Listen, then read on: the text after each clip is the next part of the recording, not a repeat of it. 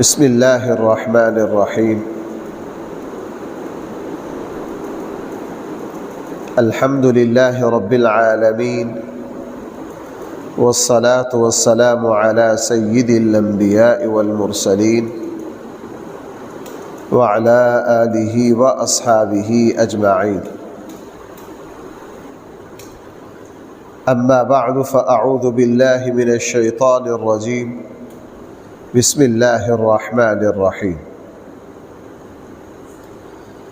یا ایہا الذین آمنوا اذکروا اللہ ذکرا کثیرا وسبحوہ بکرة وأصیلا هو الذی یصلی علیکم وملائکتہ لیخرجکم من الظلمات إلی النور وَكَانَ بِالْمُؤْمِنِينَ رَحِيمًا تَحِيَّتُهُمْ يَوْمَ يَلْقَوْنَهُ سَلَامٌ وَأَعَدَّ لَهُمْ أَجْرًا كَرِيمًا صدق الله مولانا العظيم يا أيها الذين آمنوا اے ایمان والو اذکروا اللہ ذکرا کثیرا اللہ تعالیٰ کو بہت زیادہ یاد کرو، اللہ تعالیٰ کا ذکر بہت زیادہ کرو۔ تمام عبادات کا مقصد اللہ کی یاد ہے۔ بھائی تمام عبادات کا مقصد کیا ہے؟ اس آیت کا مطلب بھی ہمارے یہاں بہت غلط لیا گیا ہے۔ میں اس لیے آپ حضرات کو شروع میں بعض جگہ وہ جیسے ڈرائیور ہوتا ہے نا، اس کو پتہ ہوتا ہے کہ آگے بریکر آ رہا ہے، آگے جیمپ آ رہا ہے، آگے گڑھا اور کھڈا آ رہا ہے، تو ہمیں اندازہ ہوتا ہے۔ مجھے کچھ عرصہ پہلے کسی ایک مشہور سلسلہ ہے، ان حضرات کے کسی پروگرام میں شرکت کا موقع ملا، تو تقریباً آدھ پون گھنٹہ ایک صاحب کی گفتگو ان آیات پر سنی، تو پونے گھنٹے کی تقریر میں اندازہ ہوا کہ بات کر رہے ہیں انتہائی ادھوری۔ بھائی بات کر رہے ہیں اتنی ادھوری کہ بعض دفعہ وہ غلط کے دائرے میں چلی جاتی۔ ان آیات کا مطلب کیا ہے؟ ان آیات کا مطلب یہ ہے کہ اے ایمان والو ہر حال میں کس کو یاد رکھو؟ اللہ کو۔ اللہ تعالیٰ کا ذکر بہت زیادہ کرو۔ تمام عبادات کا مقصد ذکر اللہ ہے۔ بھائی تمام عبادات کا مقصد کیا ہے؟ ذکر اللہ ہے۔ سورہ طٰہٰ میں فرما دیا اقم الصلاۃ لذکری، آپ نماز کو قائم کیجئے میری یاد کے لیے۔ نماز جمعہ کے بارے میں فرمایا فَإِذَا قَضَيْتُمُ الصَّلَاةَ فَانتَشِرُوا فِي الْأَرْضِ وَابْتَغُوا مِنْ فَضْلِ اللَّهِ وَاذْكُرُوا اللَّهَ كَثِيرًا۔ جب جمعے کی نماز پڑھ کے نکل جاؤ، فَانتَشِرُوا چلے جاؤ، بھائی کیا کرو؟ اور اللہ تعالیٰ کا ذکر بہت زیادہ کرو۔ اس میں تمام عبادات آ گئی۔ نماز مثلا آپ صبح آنکھ کھلی،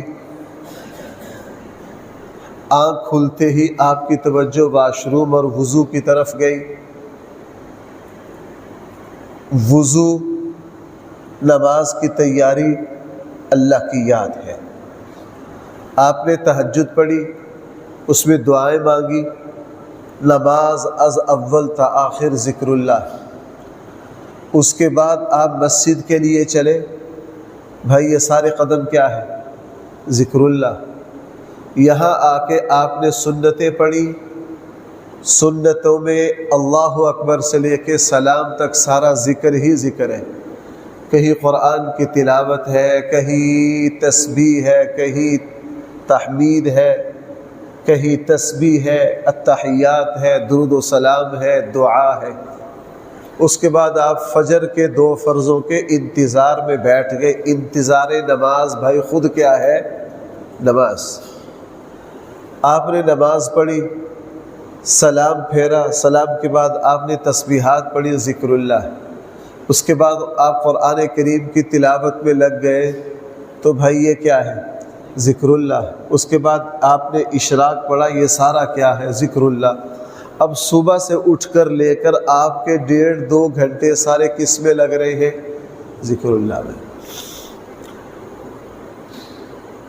یہی حال حج کا ہے اور یہی حال زکوٰۃ کا ہے۔ آپ زکوٰۃ دے رہے ہیں، دل میں خیال ہے اللہ کا حکم ہے، دینی ہے، اللہ کے لیے دے رہے ہیں، محتاج بندے کو تلاش کر رہے ہیں، اس تک پہنچا رہے ہیں، یہ بھائی سارا کیا ہے؟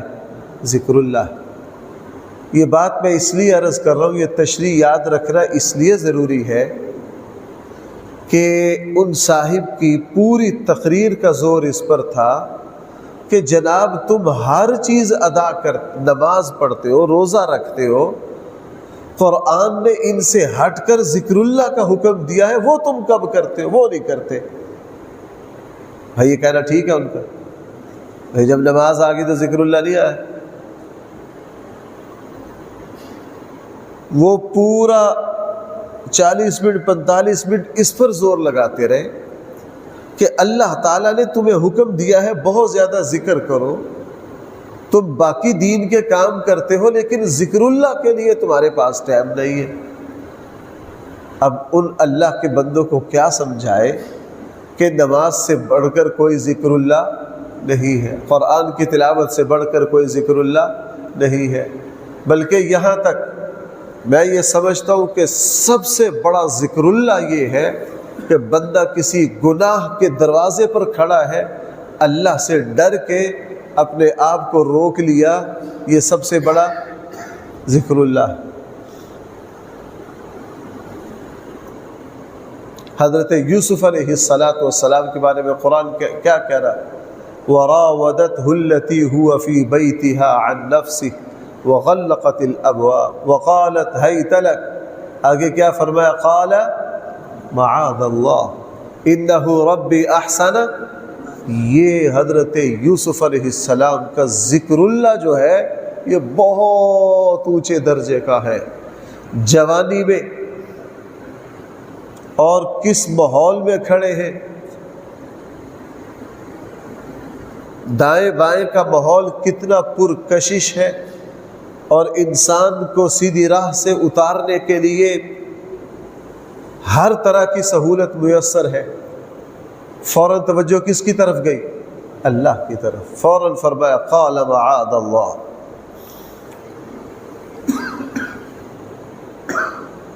حضرت یونس علیہ السلام بھول چوک ہو گئی تو زبان پر کیا آیا؟ لا الہ الا انت سبحانک انی کنت من الظالمین۔ سب سے بڑا ذکر اللہ۔ اور رسول اللہ صلی اللہ علیہ وسلم کی زندگی کے ایک لمحے کا حوالہ میں نے جمعے کی تقریر میں دیا کہ غار ثور میں ہے، نازک ترین لمحہ آیا کہ کافر سر پر پہنچ گئے ہیں، آوازیں سن رہے ہو، وہ جو گفتگو کر رہے ہیں وہ سمجھ آ رہی ہے، اگر وہ پاؤں کی طرف دیکھ لیں اور نیچے بیٹھے بندے غار میں نظر آ جائیں۔ حضرت صدیق اکبر نے عرض کیا اللہ کے رسول ہم تو پکڑ لیے گئے۔ فوراً کیا کہا؟ فوراً کہا لا تحزن ان اللہ معنا۔ موسیٰ علیہ السلام کی قوم نے کہا جناب انا لمدرکون، ہم تو پکڑ لیے گئے، آگے سمندر ہے پیچھے فرعون۔ فوراً کہا لا لا لا، ایسا ہو ہی نہیں سکتا، ان معی ربی سیہدین، میرا اللہ میرے ساتھ ہے۔ یہ جو میں نے 4 عظیم الشان اللہ کے پیغمبر اور ہستیوں کی مثالیں دی، رسول اللہ صلی اللہ علیہ وسلم کی، یوسف علیہ السلام کی، یونس علیہ السلام کی، موسیٰ علیہ السلام کی، یہ چاروں بزرگوں کا ان اہم ترین موقع پر اللہ کا حوالہ دینا، یہ سب سے بڑی کیا تھی؟ اللہ کی یاد تھی۔ ایک بات تو بھائی اس کو ذہن میں رکھیے، دوسری بات یہ ذہن میں رکھیے، ان عبادات کے علاوہ بھی مسلمان کو حکم ہے کہ اس کی زبان پر اللہ تعالیٰ کی یاد جاری رہے۔ رسول اللہ صلی اللہ علیہ وسلم نے ایک صحابی سے فرمایا تھا کہ تیری زبان ہر وقت اللہ کی یاد سے تر رہے، اور ان ذکر اللہ کی ان شکلوں سے ہٹ کر عام زندگی میں اگر آپ ذکر لسانی کرنا چاہتے ہیں، زبان سے ذکر کرنا چاہتے ہیں، تو اللہ تعالیٰ نے کسی طرح کی کوئی پابندی نہیں رکھی، نہ وضو شرط ہے، نہ اتحیات کی شکل میں بیٹھنا شرط ہے۔ فرمایا اٹھتے بیٹھتے لیٹتے سوتے جاگتے جو بھی حالت ہو کیا کرو، اللہ کو یاد کرو۔ الذین یذکرون اللہ قیاما وقعودا وعلی جنوبہم، اور اللہ تعالیٰ کو یہ بات اتنی پسند ہے، رسول اللہ صلی اللہ علیہ وسلم نے فرمایا، یہ اللہ تعالیٰ کی حدیث قدسی ہے جس کو نبی کریم صلی اللہ علیہ وسلم بیان کر رہے ہیں کہ اللہ تعالیٰ نے فرمایا انا عند ظن عبدی بی، میں اپنے بندے کے گمان کے مطابق ہوں، اگر میرا بندہ مجھے یاد کرتا ہے تو میں اپنے بندے کو اس سے زیادہ اعلیٰ جگہ میں فرشتوں میں یاد کرتا ہوں۔ اگر میرا بندہ میری طرف ایک قدم چل کر آتا ہے، میں اس کی طرف 2 ہاتھ چل کر آتا ہوں۔ اگر میرا بندہ میری طرف تیزی سے قدم بڑھاتا ہے تو ہماری رحمت اس کی طرف بھاگ کر آتی ہے۔ اس لیے بھائیوں، ذکر اللہ کی عادت ہر مسلمان کو ہو، اس کی جو شکل بھی میسر آ جائے۔ مثلا میں یہ سمجھ پایا ہوں، آپ ابھی اشراق کی نماز پڑھ کے جائیں گے، کسی کا کاروبار ہے، کوئی اپنے اہل و عیال کے لیے منڈی سے کچھ خریدے گا، اگر صحیح نیت ہو تو سارا ذکر اللہ ہے۔ ہم لوگ یہاں سے اٹھ کر چلے جائیں گے، ہلکا پھلکا ناشتہ کر کے اپنے سبقوں کا مطالعہ کریں گے جو پڑھانے ہیں، اس کے بعد 7:30 پونے 8 سے ہمارے سبقوں کے پیریڈ شروع ہو جائیں گے، 11 سوا 11 تک ہم وہ جو کچھ پڑھا رہے ہیں وہ سارا کیا ہے؟ ذکر اللہ۔ آپ اپنی نوکری پر چلے گئے، دیانتداری سے آپ نے وقت دیا، یا اپنی دکان پر چلے گئے، رزق حلال کمایا اور حرام سے بچے کہ اللہ تعالیٰ نے حرام سے منع کیا ہے، یہ سارا کیا ہے؟ یہ ذکر اللہ ہے۔ اور موقع بموقع کی دعائیں پڑھ لینا، یہ بھی کیا ہے؟ ذکر اللہ۔ آپ موٹر سائیکل چلانے لگے، آپ نے بسم اللہ پڑھ لی، سبحان الذی سخر لنا، یہ بھائی کیا ہے؟ ذکر اللہ۔ مسجد سے نکلنے لگے، داخل ہونے لگے، آپ نے دعائیں پڑھ لی، یہ سارا کیا ہے؟ یہ ذکر اللہ ہے۔ اور یہ جو اللہ کی یاد ہے، یہ جو اللہ کی یاد ہے، حقیقت یہ ہے عبادت میں طاقت اسی سے پیدا ہوتی ہے۔ بھائی عبادت میں طاقت اسی سے پیدا ہوتی ہے۔ ہاں، اولیاء اللہ جو ذکر کرواتے تھے وہ غلط نہیں ہے، وہ صرف اللہ تعالیٰ کی طرف متوجہ ہونے کی عادت ڈالتے تھے۔ بھائی اللہ تعالیٰ کی طرف متوجہ ہونے کی کیا کرتے تھے؟ عادت ڈالتے تھے۔ لوگوں نے اسی کو مقصود سمجھ لیا، حالانکہ وہ مقصود تک پہنچنے کا ذریعہ تھی۔ ایک طرف بٹھا کے بعض مرتبہ اکٹھے ہو کر اکٹھا ذکر کرتے تھے۔ بھائی کیا کرتے تھے؟ تاکہ عادت پڑ جائے اللہ کی طرف توجہ کی۔ اسی لیے ہمارے جتنے بڑے بڑے مشائخ، اولیاء اللہ، صوفیاء کرام ہیں، وہ ذکر سے پہلے کیا تلقین کیا کرتے تھے؟ اللہ کی طرف متوجہ ہو کر، اللہ کی طرف متوجہ ہو کر، بطور تربیت کے، تاکہ میری عادت بھائی کیا ہو جائے؟ پختہ ہو جائے۔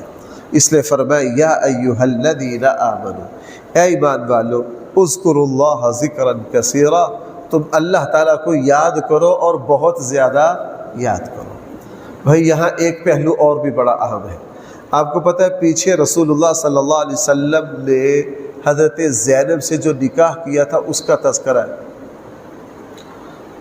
اور اس نکاح کی وجہ سے کافروں کی طرف سے، منافقوں کی طرف سے اللہ کے نبی پر بہت کیچڑ اچھالا گیا۔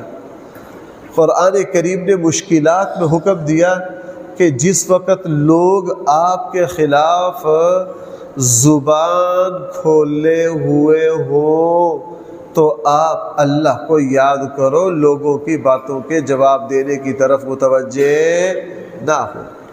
ذکر اللہ خصوصاً جب آپ کی مخالفت ہو رہی ہو، آپ کے خلاف پروپیگنڈا ہو رہا ہو، لوگ آپ کے خلاف طرح طرح کی باتیں کر رہے ہو، تو تم کیا کرو؟ اللہ کو۔ حکیم الامت حضرت مولانا تھانوی نور اللہ مرقدہ نے فرمایا کہ جس زمانے میں میں نے دوسرا نکاح کیا تو حضرت تھانوی کے خلاف بہت بڑا ایک طوفان آیا۔ حضرت تھانوی رحمہ اللہ کے ایک بھتیجے تھے، بہت بڑی علمی شخصیت تھے۔ حضرت تھانوی نے اپنے بھتیجے کا نکاح کیا، وہ چند سال بعد جوانی میں فوت ہو گئے۔ ان کی جو بیوہ تھی، حکیم الامت حضرت تھانوی نے ان سے کیا کر لیا؟ نکاح کر لیا۔ بڑا طوفان آیا۔ حضرت تھانوی نے اصلاح و انقلاب و امت جو ان کی ایک عظیم تصنیف ہے، اس میں اس دوسرے نکاح کرنے کی وجہ سے جو فائدے حاصل ہوئے وہ لکھے سارے۔ ان میں سے پہلا فائدہ یہ لکھا کہ مجھے انبیاء علیہ السلام کی ایک عظیم سنت پر عمل کرنے کا موقع ملا کہ میں نے لوگوں کی باتیں اور تنقید برداشت کی۔ بھائی کیا کیا؟ میں نے لوگوں کی باتیں اور تنقید برداشت کی، مجھے صبر کرنا آیا، مجھے تحمل کرنا آیا۔ اور ایک بات یہ بھی لکھی کہ جب لوگ میرے خلاف باتیں کر رہے تھے تو اس وقت میرے دل کو جو طاقت ملی وہ اللہ کی یاد سے ملی۔ بھائی وہ کس سے ملی؟ جب پریشان ہو بندہ اللہ کو یاد کرے، جب پریشان ہو بندہ کس کو یاد کرے؟ اللہ کو یاد کرے۔ ابھی سچی بات یہ ہے کہ لوگ سیلاب کی وجہ سے بہت پریشان ہیں۔ میں بھی کل ایک جگہ گیا تھا تو وہاں بار بار یہ خیال آیا کہ یہ جو کیفیت ہے نا کہ سب کچھ اجڑ گیا ہے، اس میں بندہ بس اللہ کی طرف متوجہ رہے اور یہ سوچے کہ یار شروع میں میرے ساتھ یہ سارا کچھ کہاں تھا، اس اللہ نے آہستہ آہستہ دے دیا، اس اللہ نے بھائی آہستہ آہستہ عطا کر دیا، وہ رب آہستہ آہستہ ادا کر۔ وَتُعِزُّ مَن تَشَاءُ وَتُذِلُّ مَن تَشَاءُ، یہ اس کی شان ہے، یہ اس کی شان ہے۔ کبھی بندہ کسی کیفیت میں ہوتا ہے، کبھی کسی کیفیت میں ہوتا ہے۔ بہرحال جب بندہ مشکلات میں ہو، پریشانیوں میں ہو تو بھائی کس کو یاد کرے؟ اللہ کو یاد کرے۔ ہاں علماء نے ایک اور بات لکھی ہے کہ دل کی غفلت کے ساتھ ذکر کرنا۔ بعض لوگوں کو دیکھا ہے کہ زبان میں تسبیح ہے، کوئی بات کر رہے ہیں، ادھر ادھر دیکھ رہے ہیں، بس تسبیح چل رہی ہے، بطور عادت زبان پر اللہ کا ذکر چل رہا ہے، یہ اللہ کے ادب کے خلاف ہے۔ یہ کیا ہے؟ اللہ کے ادب کے خلاف ہے۔ جب ذکر کیا جائے بندہ آدھا گھنٹہ نہ کرے، 2 منٹ ذکر کر لے، 2 منٹ ذکر کر لے، لیکن بھائی کرے کس طرح؟ دل کو اللہ کی طرف متوجہ کر کے۔ باقی ایک بات اور سمجھیے، جب پوری امت متفق ہے، علامہ ابن کثیر نے بلکہ ایک صحیح حدیث میں بھی یہ بات ہے کہ اللہ تعالی نے ذکر اللہ کے لیے کسی طرح کی کوئی شرط قرار، بھائی وضو ہو آپ ذکر اللہ کر سکتے ہیں، وضو نہ ہو پھر ذکر اللہ کر سکتے ہیں کہ نہیں؟ بے کر سکتے، کوئی حرج نہیں۔ آپ کے کپڑے پاک ہو آپ ذکر اللہ کر سکتے ہیں، کپڑے ناپاک ہو گئے پھر بھی کیا کر سکتے؟ ذکر اللہ کر سکتے۔ یہاں تک کہ حالت جنابت میں بھی آپ اللہ کا ذکر کر سکتے، آپ بیٹھے ہیں ذکر کر سکتے ہیں، آپ لیٹے ہیں آپ ذکر۔ کوئی ذکر اللہ واحد ایسی عبادت ہے جس کے لیے کوئی شرط نہیں، جس کے لیے کوئی، جب دین نے کوئی شرط نہیں رکھی تو ہم اپنی طرف سے شرائط بڑھا نہیں سکتے کہ بھائی جب آپ نے ذکر اللہ کرنا ہے اس کے لیے ضروری ہے کہ سر کو ادھر سے ادھر مارنا ہے یا ادھر سے ادھر مارنا ہے یا اوپر سے نیچے کرنا ہے یا نیچے سے اوپر کرنا ہے یعنی زبان سے نہیں کرنا، بس سانس سے آواز نکالنی ہے، یا صرف منہ سے آواز نکالنی ہے، یا بس آنکھیں بند کرنی ہے، کسی قسم کی کوئی شرط نہیں لگا سکتے۔ پھر آپ کہیں گے اولیاء اللہ نے یہ شرطیں کیوں لگائی؟ اور بھائیوں وہ لگائی صحیح تھی، ہم جاہل ہیں، ہم نے ان کو غلط لے لیا۔ وہ شروع میں ذکر اللہ کا طریقہ سکھانے، کسی اللہ کے ولی نے یہ دیکھا کہ میں نے جب آنکھیں بند کر کے یوں ذکر کیا میری توجہ زیادہ ہوئی، اس نے اپنے مریدوں کو سکھایا کہ بھائی تم ذرا اس طرح ذکر اللہ کیا کرو، جلدی دل کس کی طرف متوجہ ہو جاتا ہے۔ وہ صرف سکھانے کے لیے تھا بھائی، وہ صرف کیا ہے، ایک بچہ بائیں ہاتھ سے کھاتا تھا، ماں نے کیا کیا، ماں نے بائیں ہاتھ پہ کپڑا باندھ دیا۔ ماں نے کیا کیا؟ تاکہ یہ بچہ بائیں ہاتھ سے نہ کھائے، کس سے کھائے؟ اب ماں نے تو صرف بائیں ہاتھ کی عادت چھڑانے کے لیے ہاتھ پہ کیا باندھا؟ کپڑا باندھا۔ اب اگر یہ بچہ ساری زندگی کپڑا ہی باندھے رکھے کہ میری ماں نے کیا کیا تھا، تو اس بچے نے ٹھیک کیا؟ نہیں، وہ مقصد سمجھ نہیں سکا۔ اس نے فرمایا یا ایھا الذین آمنوا، اے ایمان والو، اذکروا اللہ ذکرا کثیرا، اللہ تعالیٰ کو کیا کرو؟ بہت زیادہ یاد کرو۔ وسبحوہ بکرۃ واصیلا، اور ذکر کی ایک قسم تسبیح ہے۔ بھائی ذرا متوجہ ہونا، ذکر اللہ کی بہت ساری قسمیں ہیں۔ ذکر اللہ کی کیا ہے؟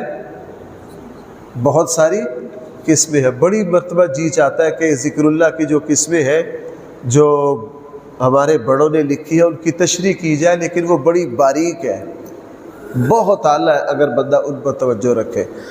ذکر اللہ کی قسموں میں سے ایک قسم ہے تسبیح۔ ایک قسم کیا ہے؟ تسبیح جو ہے اس کا معنی ہے اللہ تعالی کو عیبوں سے پاک اور نفی کرنا اللہ تعالیٰ کی۔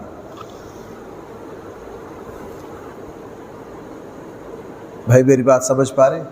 جس طرح کپڑے کو ہم دھوتے تو میل کچیل کو کیا کرتے؟ دور کرتے۔ تسبیح کیا ہے؟ تسبیح یہ ہے اللہ تعالیٰ کی طرف سے تمام عیبوں کی کیا کرنا؟ نفی کرنا۔ میرے رب میں کوئی عیب نہیں، میرے رب میں، آپ یوں کہہ لیجئے تسبیح ایک منفی ذکر کو کہتے ہیں جس میں اللہ تعالیٰ کی طرف سے ہر برائی کے نسبت کو کاٹ دیا جاتا ہے کہ ہمارے رب میں کسی طرح کا کوئی عیب۔ بھائی رسول اللہ صلی اللہ علیہ وسلم جب معراج پر گئے تو لوگوں نے کیچڑ اچھالا کہ نہیں؟ آپ ذرا پڑھیے سفر معراج کا آغاز کہاں سے ہو رہا ہے؟ ہاں بلند آواز سے، کس سے ہو رہا ہے؟ سبحان الذی، پاک ہے وہ ذات۔ بھائی یوں بھی کہہ سکتے تھے الحمدللہ الذی اسری بعبدہ لیلا من المسجد الحرام الى المسجد الاقصی۔ یوں بھی کہہ سکتے تھے اللہ الذی اسری بعبدہ لیلا من المسجد الحرام الى المسجد الاقصی۔ بھائی یہ سارے اللہ کے نام آ سکتے تھے کہ نہیں؟ لیکن آیا کون سا؟ سبحان الذی۔ سبحان کیوں آیا؟ کافر نسبت کر رہے ہیں اللہ کی طرف جھوٹ کی، اللہ کے رسول کی طرف جھوٹ کی، کہ جناب یہ کیسے ہو سکتا ہے کہ راتوں رات اتنا لمبا سفر کر لیا جائے اور اللہ تک۔ بھائی جس نے رسول اللہ صلی اللہ علیہ وسلم کو جھٹلایا، توبہ نعوذ باللہ، اس نے اللہ کی تصدیق کی۔ جس نے حضور علیہ السلام کو جھٹلایا اس نے کس کو جھٹلا دیا؟ اب یہاں سے شروع کیا سبحان الذی، اللہ وہ ذات ہر عیب سے پاک ہے، اور جھوٹ تو بدترین عیب ہے۔ وہ اللہ جھوٹ سے بھی پاک ہے جس نے اپنے بندے کو کیا کیا۔ بھائی میری بات سمجھ پا رہے ہیں؟ اس سے پتہ چلا، آپ ذرا غور کیجئے، نماز میں افضل ترین حصہ نماز کا کون سا ہے؟ سجدہ۔ نماز میں افضل ترین حصہ کون سا ہے؟ سجدہ، جب بندہ جھکا ہوتا ہے. رکوع میں بھی سجدے میں بھی ہم کیا کہہ رہے ہیں؟ سبحان، میرا اللہ ہر عیب سے کیا ہے؟ پاک ہے. اس لیے کلمہ میں آغاز کہاں سے ہے؟ لا الہ.